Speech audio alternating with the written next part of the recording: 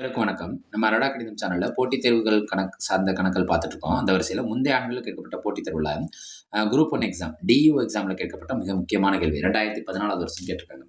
அரையாண்டு தேர்வுல 60% மாணவர்கள் இயற்பியல் பாடத்திலும் 40% மாணவர்கள் கணித பாடத்திலும் தேர்ச்சி பெறவில்லை.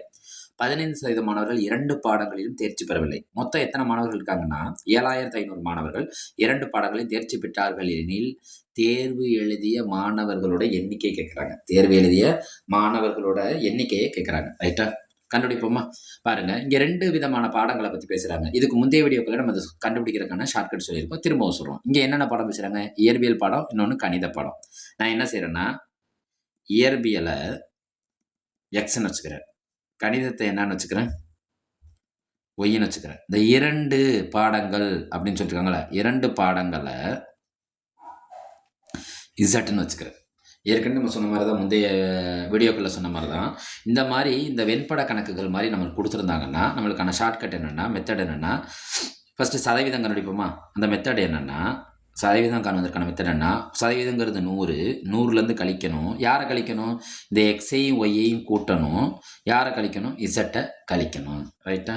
100 மைனஸ் எக்ஸ் யார்? இயற்பியல்னு வச்சுருக்கோமா? இயற்பியல் எத்தனை பர்சன்டேஜ் மாணவர்கள் இருக்காங்க? 60 ப்ளஸ் ஒய் யார்? கணிதம்னு வச்சுருக்கோமா? கணிதத்தில் எத்தனை பர்சன்டேஜ் இருக்காங்க? 40 மைனஸ் இசட்டுங்கிறது 2 பாடம்னு வச்சுருக்கோமா? அதில் எத்தனை பேர் இருக்காங்க? 15. ரைட்டா? பாருங்கள், 100 மைனஸ் 60 40 கூட்டினா என்ன கிடைக்கும் நம்மளுக்கு? 100 மைனஸ் 15. 100 மைனஸ் 100ல் 15 போச்சுன்னா நம்மளுக்கு என்ன கிடைக்கும்? 85.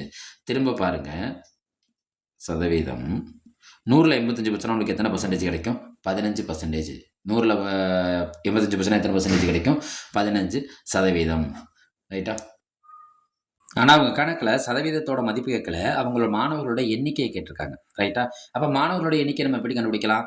அவங்க மொத்தம் எவ்வளோ மாணவர்கள் இருக்காங்க? 2 பாடங்களையும் தேர்ச்சி பெற்றவங்க 7,500 பேர். அப்போ அதில் 15% எவ்வளோ கேட்கலாம்? அதில் 15% ஆஃப் எக்ஸ்ன்னு வச்சுக்கோமா? சும்மா 15% ஆஃப் எக்ஸ். எல்லாம் ஸ்டூடெண்ட் எஸ்ன்னு வச்சுக்கோம். ஸ்டூடெண்ட்ஸ் தானே கேட்குறாங்க.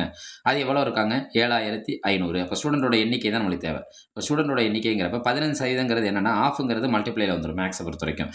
15% என்னென்னா 15/100 ஆயிருமா? 7,500. ரைட்டா? நம்மளுக்கு என்ன தேவை? ஸ்டூடெண்ட்டோட எண்ணிக்கை தான் தேவை. அப்போ ஸ்டூடெண்ட்டுங்கிறது எண்ணிக்கைனா 7,500. இந்த பெருக்கல் அங்கிட்டு போனால் வகுத்தலாக மாறும். பின்னத்தில் இருக்கிறதுனால அது அங்கிட்டு போகிறப்ப தலைகீழ் வகுத்தலாக மாறும். அப்போ 100/15. 100/15 அடிப்போமா? 15 15 5 15 75. எத்தனை ஜீரோ இருக்குது? 2 ஜீரோ இருக்குது. ரைட்டா? அப்போ ஸ்டூடெண்ட்ஸ் என்ன ஆகுது? 500 பெருக்கல் 100.